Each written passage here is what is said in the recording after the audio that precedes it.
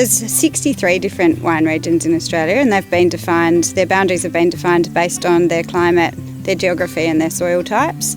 And so regions that are deemed to have similar quality attributes are defined as one region. Ours is Mount Benson, but we also sit in the broader zone of Limestone Coast. Here we're sitting on top of a limestone base, and what that means is that when it rains, the water can drain away nicely, and that's really good for viticulture.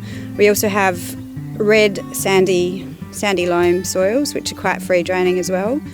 Some varieties are better suited to other regions than others. Our predominant white variety is Sauvignon Blanc, and our predominant red variety is Shiraz. We also grow Chardonnay, Cabernet Sauvignon, Semillon, Pinot Gris, and a few other varieties down here. We're a bit different in the way that we run our vineyard, in that we use biodynamic production techniques. We avoid the use of any harmful chemicals, pesticides or herbicides, so we have to find more natural ways of controlling problems that might happen in the vines. Rather than putting an insecticide out to control our snail population, we have a few ducks and geese that roam around the vineyards and eat the snails. There's also smaller insect pests like earwigs and weevils that can be a problem because they'll eat the early buds, and the chickens help to keep those pests at bay. Biodynamics is basically like treating the farm as a closed system, so as much as possible we try to use what's already on the farm, with the idea that you develop your own natural system. The natural preparations that we put out on our vineyard need to be stirred, and that's a biodynamic tradition, I guess you could say. Here we are mixing up the 500 preparation, which is cow manure basically that's been buried over winter in a cow horn.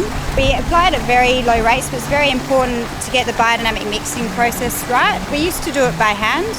We now have a flow form to do it, and the vortexes that are happening here are part of the biodynamic stirring principles. We're not pushing for high quantities like you might be with another crop or when you're growing a commodity-based crop. So we're really about trying to push for quality, and that's probably one of the things that makes growing grapes unique from growing other crops.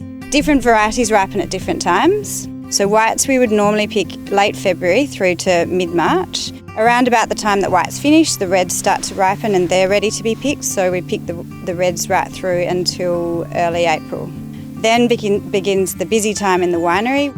What we take from the whites is the juice, and we ferment just the juice.